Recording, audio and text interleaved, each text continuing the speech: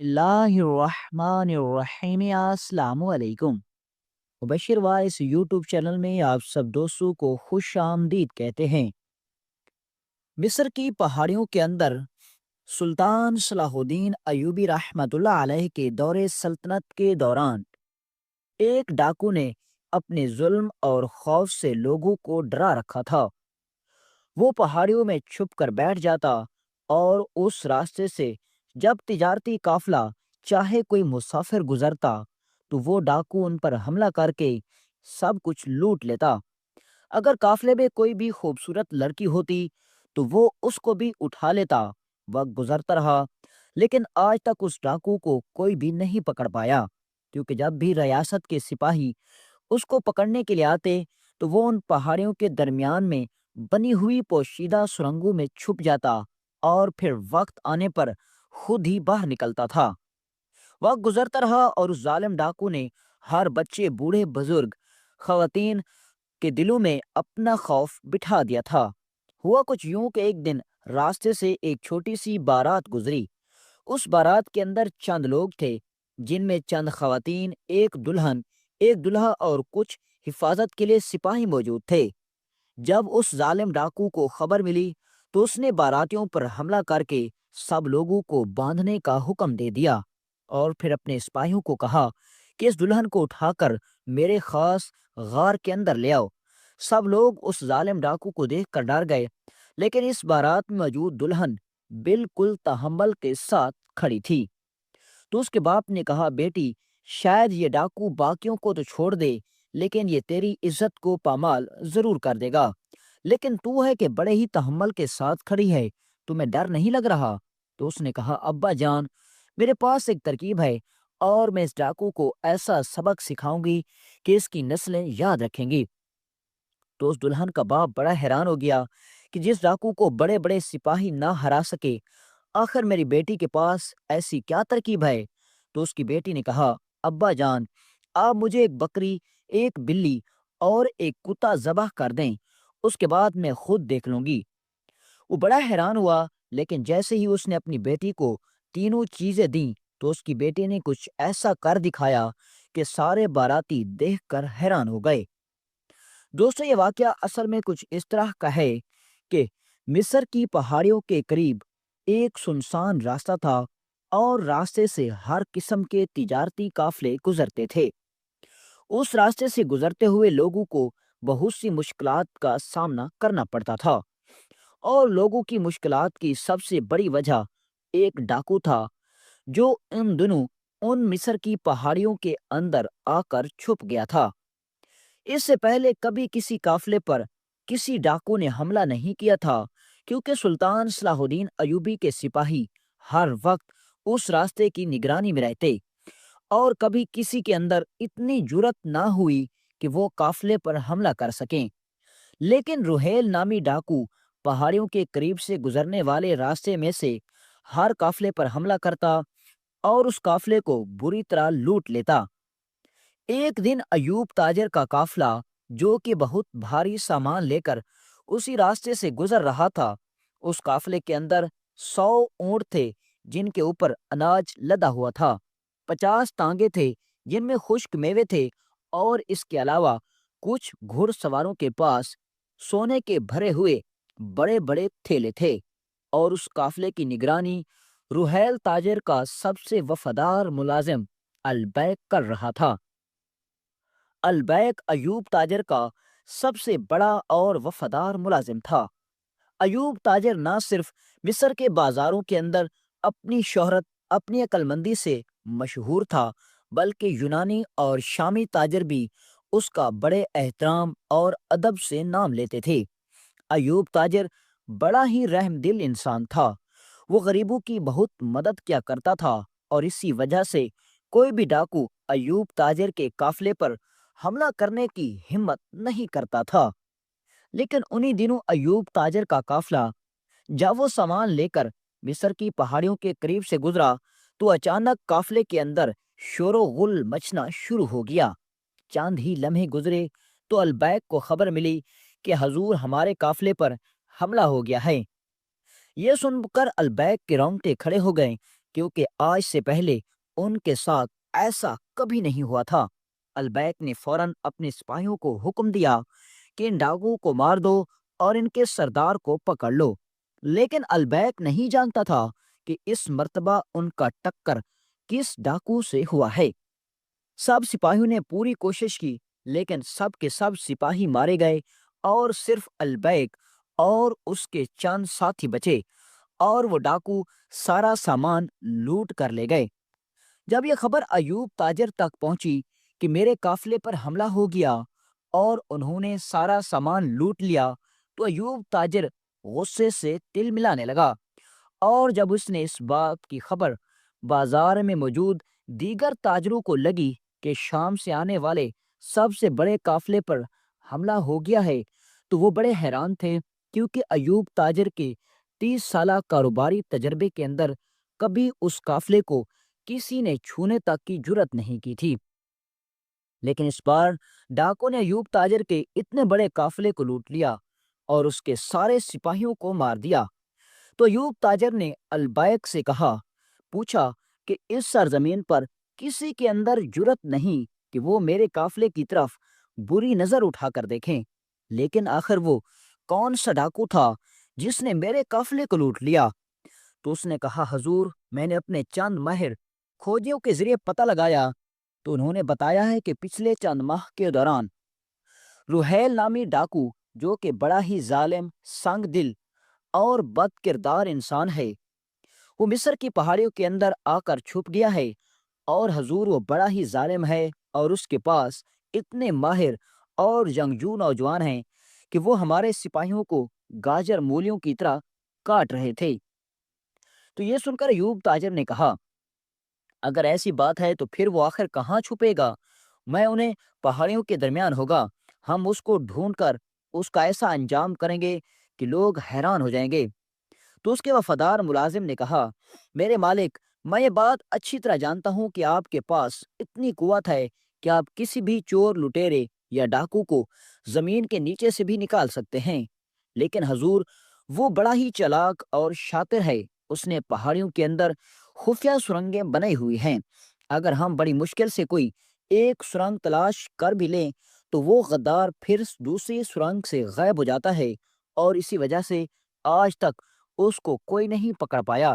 اور سننے میں آیا ہے کہ روحیل نامی ڈاکو کو اس راستے سے گزرنے والے ہر قافلے کو لوٹ لیتا ہے، حتیٰ کہ وہ کچی آبادیوں میں رات کے اندھیرے میں داخل ہوتا ہے اور جا کر لوگوں کی نوجوان بیٹیوں کو اٹھا لیتا ہے، پھر ان کی عزتوں کے ساتھ کھیلتا ہے، لیکن آج تک کوئی بھی اس کو پکڑ نہیں پایا۔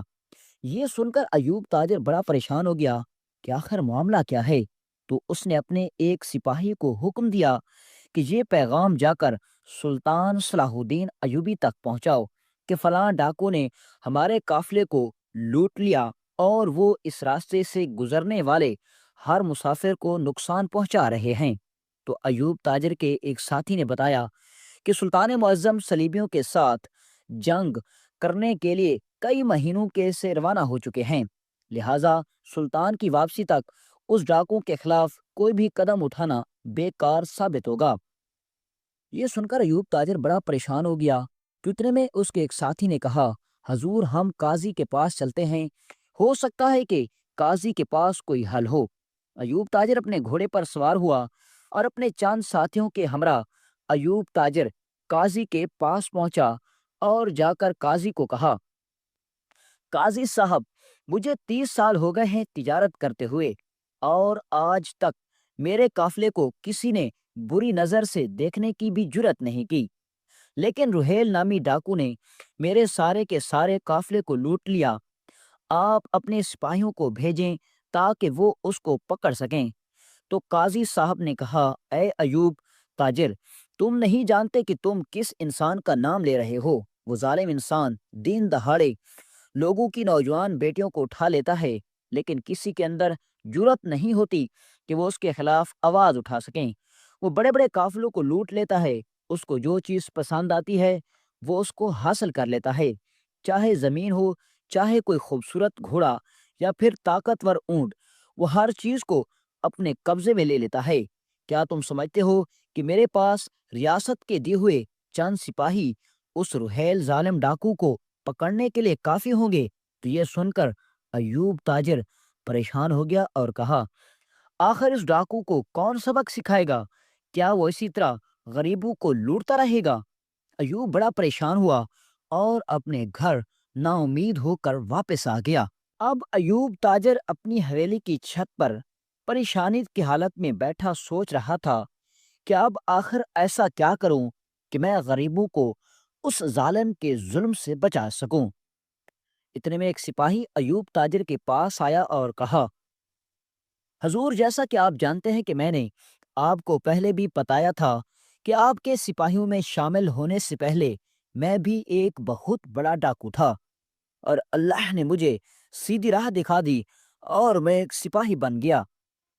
لیکن اگر آپ اجازت دیں تو میں کسی نہ کسی طریقے روحیل نامی ڈاکو کے جھنڈ میں شامل ہو جاؤں گا، اور پھر میں معلوم کروں گا کہ آخر روحیل نامی ڈاکو کی ایسی کون سی کمزوری ہے جس کے ذریعے ہم اس کو قابو کر سکتے ہیں، اور میں یہ بھی معلوم کروں گا کہ آخر اس کس چیز نے اس کو اتنا ظالم ڈاکو بنا دیا۔ آخر اتنا ظالم کیسے ہو سکتا ہے؟ اس کے پیچھے کوئی بڑا راز ہوگا۔ حضور، اگر اس کو صرف دولت کی ہوس ہوتی تو اس نے جتنا آپ کا قافلہ لوٹا وہ ساری زندگی بیٹھ کر کھاتا تو کبھی ختم نہ ہوتا۔ اس کے پیچھے کوئی بڑا راز ہے، وہ کسی سے اپنی نفرت نکال رہا ہے۔ تو یہ سن کر ایوب تاجر نے کہا، اے سپاہی، تم ٹھیک کہہ رہے ہو، مجھے بھی ایسا لگتا ہے، لیکن خیال رکھنا، اگر روحیل ڈاکو کو پتہ چل گیا کہ اس کے جھنڈ میں کوئی جاسوس شامل ہو گیا ہے تو وہ تمہیں بہت اذیت ناک موت دے گا۔ تو یہ سن کر سپاہی نے کہا، حضور آپ فکر نہ کریں۔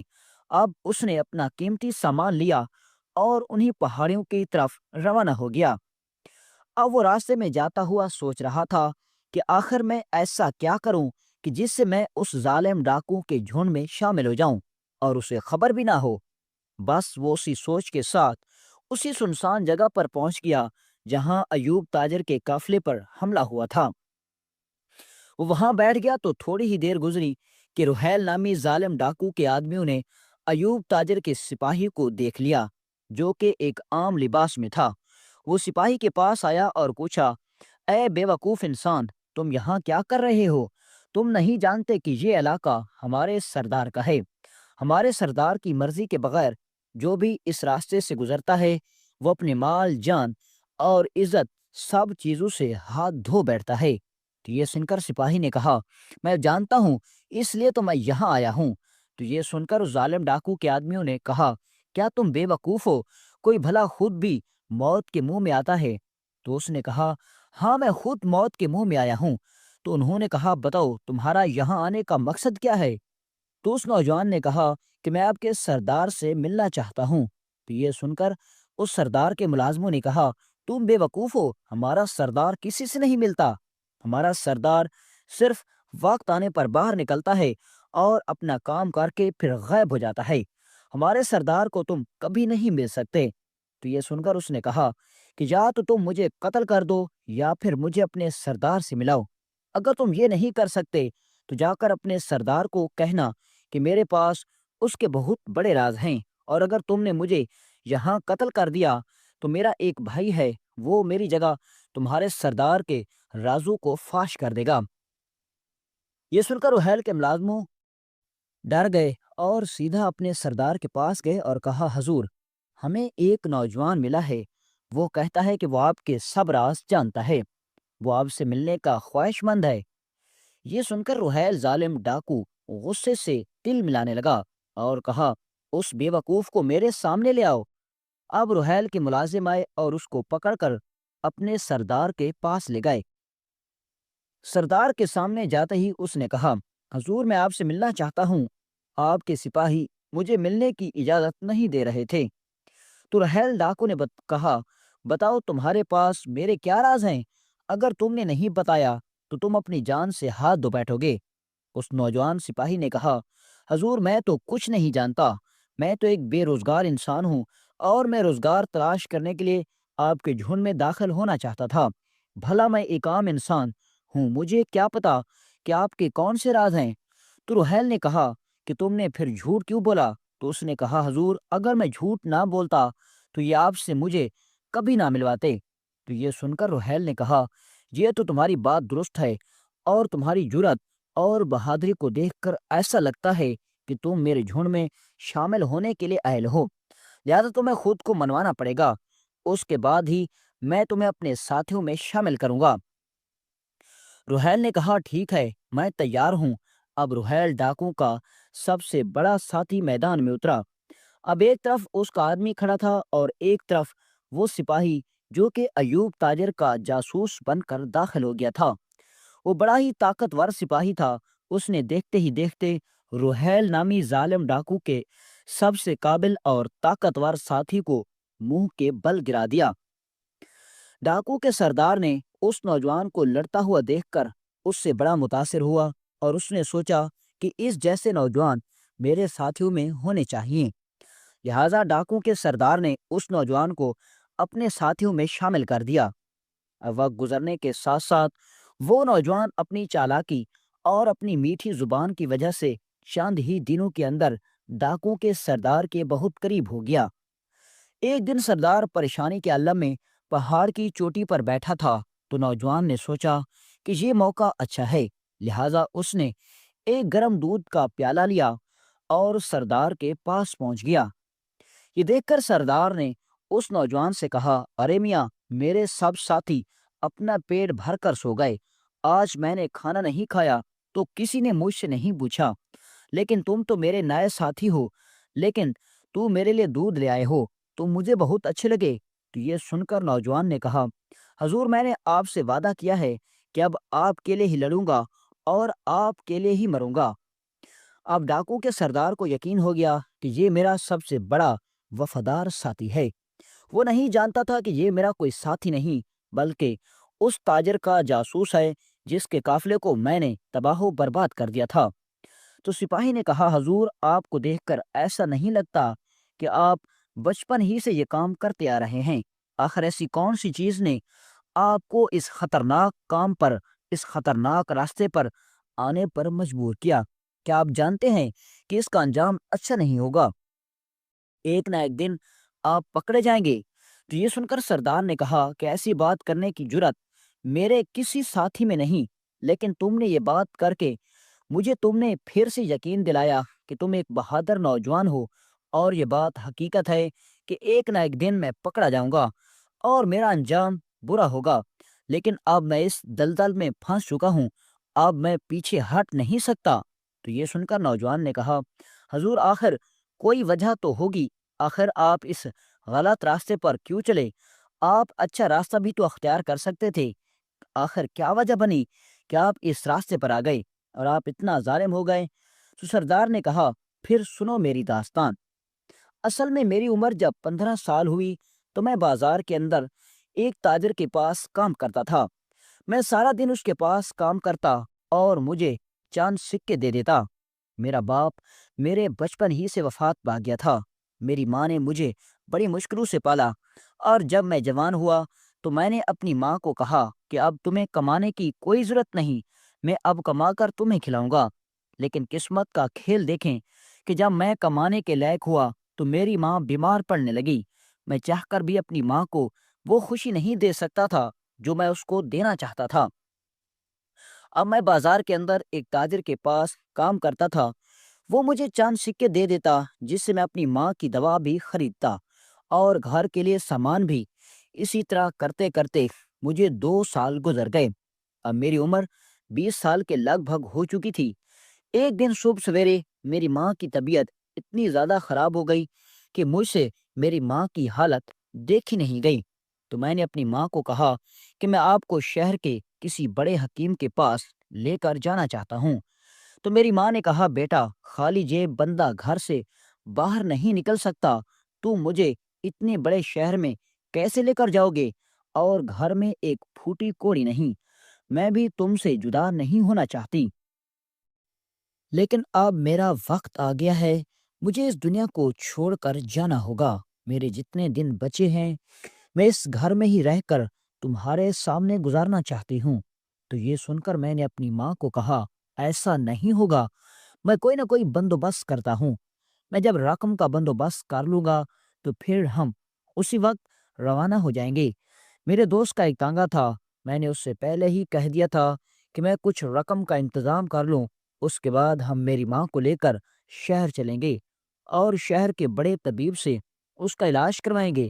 میں سوچتا ہوا جا رہا تھا کہ آخر میں اتنی بڑی رقم کہاں سے اور اتنی تھوڑی سی دیر میں حاصل کروں۔ تو اتنے میں میرے ذہن میں خیال آیا کہ جس تاجر کے ساتھ میں اتنے سالوں کی خدمت کر رہا ہوں، میں اس کا وہ بھی کام کرتا ہوں جس کے بدلے میں وہ مجھے معاوضہ بھی نہیں دیتا۔ میں ایک بیٹا بن کر اس کی خدمت کرتا ہوں۔ اس کے پاس بے انتہا دولت ہے۔ مجھے یقین ہے کہ وہ مجھے قرض ضرور دے گا اور میں اس کا قرض پھر واپس آ کر آہستہ آہستہ چکا دوں گا۔ میں یہ سوچ کر جب وہاں پہنچا تو میں نے دیکھا تو وہ تاجر اپنی دکان میں سونے کے سکوں سے بھرے ہوئے صندوق اپنے سامنے کھولے ہوئے دیکھ رہا تھا اور خوش ہو رہا تھا۔ اتنے میں دکان کے اندر داخل ہوا تو اس نے مجھے کہا، آج تم کام پر دیر سے کیوں آئے ہو؟ جلدی کرو، کام بہت پڑا ہوا ہے۔ تو میں نے کہا، حضور، آج میں کام کے لیے نہیں بلکہ آپ سے کچھ رقم ادھار لینے کے لیے آیا ہوں۔ میری ماں سخت بیمار ہے، میں اس کو شہر لے جانا چاہتا ہوں۔ تو یہ سن کر اس نے کہا، ارے بے وقوف، اگر تم چلے گئے تو تمہارے پیچھے میں کسی اور کو کام پر رکھ دوں گا، پھر تم بے روزگار ہو جاؤ گے اور تم قرض کہہ رہے ہو۔ تم جب کام چھوڑ کر ہی جا رہے ہو تو میرا قرض کیسے چکاؤ گے؟ تم چلے جاؤ، میں کسی کو کوئی قرض نہیں دیتا۔ حتیٰ حضور میں اس کی منتیں کرتا رہا، میں اس کے پیر پکڑ گیا لیکن اس نے مجھے قرض نہیں دیا۔ حضور آخر کار میں نے اس کے قدموں میں اپنے ہاتھ رکھ دیے اور کہا، مجھ پر رحم کرو، مجھے بازار میں کوئی اور نہیں جانتا اور مجھے کوئی قرض نہیں دے گا اور میرے پاس اور کوئی ایسی چیز نہیں جسے بیچ کر میں اپنی ماں کا علاج کراؤں۔ لیکن اس تاجر نے مجھ پر ذرا بھی رحم نہیں کھایا اور مجھے قرض نہیں دیا۔ بس اس دن سے مجھے اس سے نفرت ہو گئی۔ میں اپنے گھر آیا اور اپنی ماں کو کہا کہ مجھے تھوڑا سا وقت دیں، میں کسی نہ کسی طرح رقم کا بندوبست کرتا ہوں۔ میرا ایک دوست پڑوسی قبیلے میں رہتا تھا۔ میں اس کے پاس ادھار رقم لینے کے لیے گیا لیکن مجھے پیدل جاتے جاتے بہت وقت گزر گیا اور جب میں 2 دن کے بعد واپس لوٹا تو میری ماں اس وقت بستر مرگ پر پہنچ چکی تھی اور وہ بس مجھے دیکھنے کے لیے اپنی آخری سانسیں گن رہی تھی۔ میں نے اپنی ماں کو سینے سے لگایا اور کہا، آپ مجھے معاف کر دینا، میں آپ کو نہیں بچا سکا۔ اور میری ماں نے میری آنکھوں کے سامنے تڑپ تڑپ کر اپنی جان دے دی۔ بس اس دن سے میں نے ٹھان لیا کہ جس طرح تاجر کی خاطر میں نے اپنے گھر کو چھوڑا، میں آدھے دن کی جگہ سارا دن کام میں کرتا تھا۔ میں نے ایک بیٹا بن کر اس کی خدمت کی۔ میں اس کی ہر مصیبت میں اس کے ساتھ کھڑا ہوتا تھا۔ لیکن جب مجھ پر مشکل وقت آیا تو اس نے مجھے تھوڑے سے سکے ادھار نہیں دیے۔ بس اس کے بعد میں ایک ظالم بن گیا، ایک وحشی بن گیا اور مجھے چند دنوں کے بعد خبر ملی کہ اس کا قافلہ مصر سے بہت بھاری سامان لے کر جا رہا ہے۔ میں نے اپنے چند دوستوں کا سہارا لیا جو کہ پہلے ہی غربت کے ہاتھوں تنگ آ چکے تھے اور میں نے ان کے اس قافلے پر حملہ کیا اور میں نے اس تاجر کا سارا سامان لوٹ لیا۔ جب اس تاجر کو خبر ملی کہ میرے قافلے پر حملہ ہو گیا ہے اور سارا سامان لوٹ لیا گیا ہے تو وہ یہ غم برداشت نہ کر سکا اور اس دنیا کو چھوڑ کر اور چلا گیا۔ اور جب یہ خبر میں نے سنی تو میرے دل کو راحت پہنچی۔ بس اس دن کے بعد میں نے یہ راستہ اختیار کیا اور اب ہر دن میں اپنی ماں کو یاد کرتا ہوں اور جو بھی مجھے قافلہ دکھتا ہے میں اس پر قہر بن کر ٹوٹ پڑتا ہوں۔ تو یہ سن کر نوجوان نے کہا، حضور آپ ایک تاجر کا بدلہ سب تاجروں سے کیوں لے رہے ہیں؟ تو اس نے کہا، میں جانتا ہوں کہ یہ غلط ہے لیکن میرا انتقام مجھے سکون سے بیٹھنے نہیں دیتا اور ویسے بھی میں ایسے دلدل میں پھنس چکا ہوں کہ اب یہاں سے نکلنا میرا آسان نہیں ہے۔ یہ سن کر سپاہی جان گیا کہ یہ ایسے ہی ڈاکو نہیں بن گیا بلکہ حالات نے اسے اتنا مجبور کیا کہ اسے ڈاکو بننا پڑا۔ اب اس نوجوان نے سوچا کہ یہاں سے کیسے نکلوں۔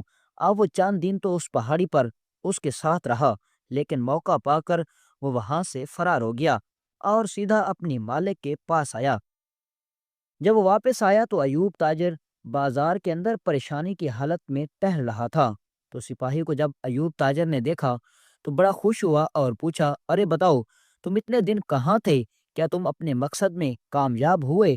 تو اس نے کہا، جی ہاں حضور، میں اپنی جان پر کھیل کر میں نے اپنا مقصد حاصل کر لیا، لیکن حضور، بری خبر یہ ہے کہ میں نے اس کے اندر جانچ کر دیکھا ہے، وہ کسی بھی صورت ہار نہیں مانے گا، وہ اپنا ظلم، اپنی دہشت اسی طرح برقرار رکھے گا۔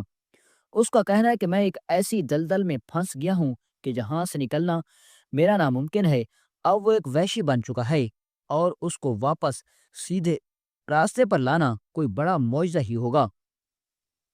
یہ سن کر ایوب تاجر بڑا پریشان ہو گیا کہ جب تک سلطان صلاح الدین ایوبی واپس نہیں آتے اس وقت تک اس وحشی کو قابو کرنا مشکل ہی نہیں بلکہ ناممکن تھا۔ اب وقت گزرنے لگا، اسی قبیلے کے اندر ایک لوہار نے اپنی بیٹی کی شادی پڑوسی قبیلے کے ایک نوجوان سے کر دی۔ لوہار کی بیٹی بہت ذہین سمجھدار تھی۔ جب دلہا اپنی بارات لے کر قبیلے پہنچا تو ایوب تاجر نے اس سے کہا کہ تم جس راستے سے آئے ہو دوبارہ اس راستے سے نہ جانا، کیونکہ تمہارے ساتھ دلہن ہوگی، اور اگر اس بات کی خبر اس ظالم ڈاکو کو ہو گئی تو وہ تم سے تمہاری دلہن بھی چھین لے گا اور تم اپنی جان سے بھی جاؤ گے۔ تو یہ بات دلہن سن رہی تھی۔ اس نے کہا کہ اے تاجر، تم پریشان نہ ہو، میں اس ڈاکو سے مقابلہ کروں گی۔ یہ سن کر سب لوگ اس کا مذاق اڑانے لگے۔ تو اتنے میں دلہے نے کہا کہ اگر میرے ہونے والی بیوی کا یہی کہنا ہے تو ہم وہی راستہ اختیار کریں گے۔ اب بارات چل پڑی۔ دلہا اور دلہن پالکی میں بیٹھے ہوئے جا رہے تھے۔ جیسے وہ اس راستے پر پہنچے تو روہیل ڈاکو کے ساتھیوں نے باراتیوں پر حملہ کر دیا۔ سب باراتیوں کو انہوں نے باندھ دیا اور آخر پر پالکی سے جب دلہن کو نکالا تو اس کا شوہر دیکھ کر بڑا حیران تھا کہ سب لوگ اس ظالم ڈاکو کے ڈر سے کانپ رہے تھے، لیکن دلہن بڑے تحمل کے ساتھ کھڑی اس ظالم وحشی کو دیکھ رہی تھی۔ اس کا شوہر اپنی بیوی کو دیکھ کر بڑا حیران تھا کہ باقی سب لوگ اس کے خوف سے کانپ رہے ہیں اور یہ اتنی اطمینان کے ساتھ کیوں ہے، اور حالانکہ یہ جانتی ہے کہ اب یہ ظالم ڈاکو اس کو کبھی نہیں چھوڑے گا۔ اتنے میں وہ ظالم سردار سامنے آیا اور دلہن کو دیکھتے ہوئے کہا کہ میں نے اس جیسی خوبصورت دلہن اپنی زندگی میں کبھی نہیں دیکھی، لہٰذا میں اس کے ساتھ ایک دلہے کی طرح رات گزاروں گا۔ اس نے دلہے کو حکم دیا کہ تم اپنی بیوی کو اپنے گھر لے جاؤ اور جا کر ایک خیمہ تیار کرو اور اس میں جا کر اپنی بیوی کو بٹھا دینا، لیکن ایک بات یاد رکھنا کہ تم اپنی بیوی کو ہاتھ تک بھی نہیں لگانا۔ میں رات کا کھانا کھا کر تمہارے قبیلے آؤں گا اور پوری رات تیری بیوی کے ساتھ گزار کر چلا جاؤں گا۔ یہ سب سن کر لوگ خوف سے کانپنے لگے، کیونکہ وہ ڈاکوؤں کے سردار کا حکم کبھی بھی نہیں ٹال سکتے تھے۔ ابھی اس کے ساتھیوں نے تمام باراتیوں کو جانے دیا اور دلہے کی بارات جب قبیلے پہنچی تو قبیلے کے سردار کے حکم پر انہوں نے ویسا کیا جیسا اس ظالم سردار نے کہا تھا۔ خیمہ سجا کر دلہن کو بٹھا دیا، لیکن پھر بھی دلہن بڑے تحمل کے ساتھ تھی۔ تو اس کے شوہر نے اپنی بیوی سے کہا، میری جان پر بنی ہوئی ہے، میری دنیا اجڑنے والی ہے اور تم اتنے اطمینان سے کیوں ہو؟ تو اس نے اپنے شوہر سے کہا کہ اگر تم میری عزت بچانا چاہتے ہو تو بس مجھے ایک کتے کی کھال اور بکری کی کھال دروازے پر لٹکا دینا، اور بکری کا گوشت پکا کر میرے لیے لے آنا اور کتے کا گوشت پکا کر ایک برتن میں ڈال کر میرے خیمے میں رکھ دینا۔ یہ سن کر اس کے شوہر نے کہا، یہ تم کیا کہہ رہی ہو؟ آخر تم اس سے کیا ثابت کرنا چاہتی ہو؟ تو اس کی بیوی نے کہا کہ جیسا میں کہہ رہی ہوں تم ویسا کرو۔ اب اس کے شوہر نے ایسا ہی کیا۔ اس نے کتا ذبح کروایا اور ایک بکری اور ایک کتے کا یعنی کہ دونوں کا گوشت پکا دیا گیا۔ بکری کا گوشت دلہن نے کھایا اور کتے کا گوشت ایک تھال میں ڈال کر خیمے کے درمیان میں رکھ دیا گیا، اور بکری اور کتے کی کھال دروازے پر لٹکا دی گئی۔ جیسے ہی آدھی رات کا وقت ہوا، گھوڑوں کی ٹاپو کی آواز سنائی دینے لگی۔ سب لوگ خوف سے اپنے اپنے خیموں میں چھپ گئے، لیکن دلہن ابھی بھی بڑے اطمینان سے بیٹھی ہوئی تھی۔ کوئی نہیں جانتا تھا کہ آخر دلہن اس ظالم کا مقابلہ کیسے کرے گی۔ اس کا شوہر بھی حیران تھا، لیکن کوئی کچھ نہیں جانتا تھا کہ آخر کیا ہونے والا ہے۔ اب جیسے ہی وہ ظالم ڈاکو خیمے کے دروازے پر آیا تو اس نے بکری اور کتے کی لٹکتی ہوئی کھال دیکھی تو نفرت زدہ نظروں کے ساتھ دیکھتا ہوا خیمے کے اندر داخل ہوا تو اس نے دیکھا کہ اس کے سامنے ایک پکا ہوا بکری کا گوشت پڑا ہوا تھا۔ تو اس نے دلہن سے پوچھا، آخر یہ کیا ماجرا ہے؟ باہر بکری اور کتے کی کھال کیوں لٹکی ہوئی تھی اور یہ گوشت کس لیے؟ تو دلہن نے کہا کہ تم نے مجھے ویسے بھی رسوا کر دینا تھا، اس لیے میں نے اپنے لیے کتا ذبح کروایا اور میں وہ سارے کا سارا کھا گئی، اور بکری تمہارے لیے پکوا کر تیار ہے۔ یہ سن کر سردار کو اسی وقت نفرت ہونے لگی کہ یہ کیسی لڑکی ہے جو کتے کو ذبح کر کے کھا گئی۔ وہ اسے نفرت زدہ نظروں سے دیکھنے لگا اور کہنے لگا کہ تم جیسی لڑکی کے ساتھ رات گزارنے سے بہتر ہے میں اپنا نفس کاٹ دوں۔ تو یہ سن کر اس دلہن نے کہا، اے روہیل، کیا تم نے کبھی سوچا کہ کسی مظلوم کے حق پر ہاتھ ڈالنا کتے کا گوشت کھانے کے مترادف ہے؟ کسی کی ماں کی بہن کی عزت پر ہاتھ ڈالنا کتے کا گوشت کھانے سے مترادف ہے۔ میں نے تو ایک بار کیا، تم ساری زندگی سے یہی کام کرتے آئے ہو۔ یہ سن کر روہیل کی آنکھوں سے پانی نکل آیا۔ وہ سوچنے لگا کہ یہ بالکل صحیح کہہ رہی ہے، میں نے آج تک ایسا ہی کیا۔ کیا آج اس نے ایک دفعہ کتے کا گوشت کھایا تو میں اس سے اتنی نفرت کا اظہار کر رہا ہوں، اور میں جو ساری زندگی یہی کام کر رہا ہوں، میرا رب مجھ سے کتنی نفرت کرتا ہوگا۔ وہ اسی وقت سجدے میں گر گیا اور اللہ سے معافی مانگنے لگا اور اپنے تمام گناہوں سے توبہ کر لی، اور اسی وقت اس نے فیصلہ کیا کہ میں نے جتنے لوگوں کا مال لوٹا ان کو واپس کر دوں گا۔ اگر وہ مال پھر بھی برابر نہ ہوا تو چاہے مجھے مزدوری ہی کیوں نہ کرنی پڑے، میں تمام لوگوں کو ان کا حق واپس کر دوں گا۔ تو یہ سب منظر دیکھ کر دلہن کی آنکھوں میں آنسو آ گئے اور اس نے سردار کو کہا، حضور آپ مجھے معاف کر دیں، میں نے آپ کے سامنے جھوٹ بولا تھا، میں نے کتے کا گوشت نہیں کھایا تھا بلکہ میں نے بکری کا کھایا تھا اور آپ کے لیے کتے کا گوشت پکایا تھا، لیکن میں نے آپ کو اس لیے کہا تھا تاکہ آپ کو سیدھے راستے پر لا سکوں۔ یہ سن کر ظالم ڈاکو، جو کہ اب ایک سیدھے راستے والا انسان بن چکا تھا، اس نے دلہن کے سر پر ہاتھ رکھا اور کہا، تم سے آج تم آج سے میری بہن ہو، اور تم جیسی عظیم بہن میں اپنی زندگی بھر نہیں بھولوں گا۔ اور اس کے بعد کہتے ہیں کہ اس نے تمام لوٹا ہوا مال واپس کر دیا اور اپنے گناہوں سے ہمیشہ ہمیشہ کے لیے توبہ کر لی۔